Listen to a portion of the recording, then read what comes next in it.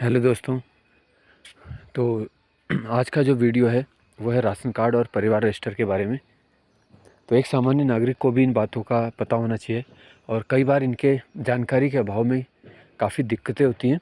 जो लोग अपना काम करवाने आते हैं और कई बार उनके पास एक या दो कागज़ कम होते हैं, उसके बाद उन्हें दोबारा घर जाना पड़ता है, उसमें टाइम भी ज़्यादा लगता है, किराया भी ज़्यादा लगता है ना। तो उनका काफ़ी समय व्यर्थ हो जाता है। तो किसी भी सामान्य नागरिक को ये जानकारी होनी चाहिए कि हमें राशन कार्ड अगर बनवाना है, परिवार रजिस्टर की नकल लेनी है या परिवार रजिस्टर में संशोधन करवाना है ना, या और भी जो अन्य काम है, आगे मैं और भी बनाऊंगा इसमें। तो अभी केवल ये दो चीज़ बता रहा हूँ मैं आपको। सबसे पहले देखो, राशन कार्ड। जब राशन कार्ड आपको बनवाना है ना, तो बीपीएल के तो देखो वैसे भी बन नहीं रहे हैं, एपीएल की हम बात कर रहे हैं।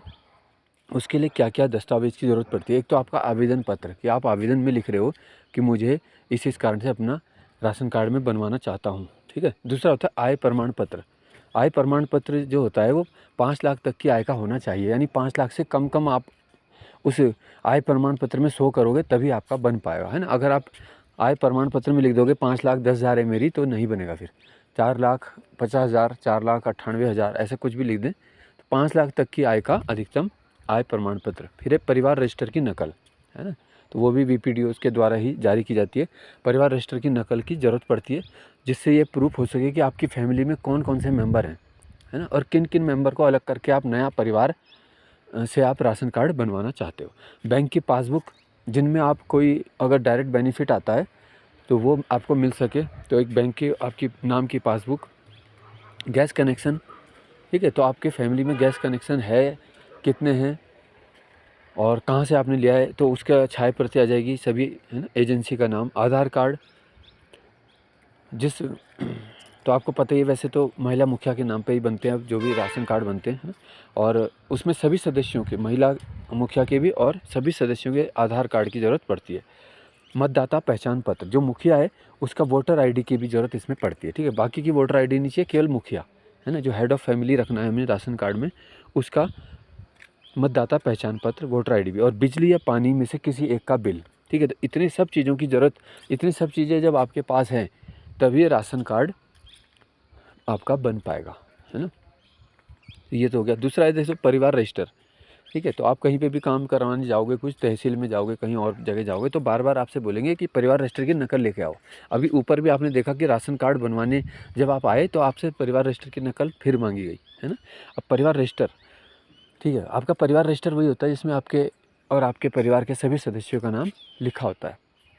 कभी किसी परिवार में कोई किसी की मृत्यु हो जाती है तो उसका नाम हटा दिया जाता है, कोई बच्चे का जन्म हो गया तो उसका नाम जोड़ दिया जाएगा, किसी बेटे की शादी हो जाएगी तो उसका नाम भी हटा दिया जाएगा, क्योंकि अब ससुराल में उसका नाम ऐड होगा। तो ये सब प्रक्रिया चलेगी।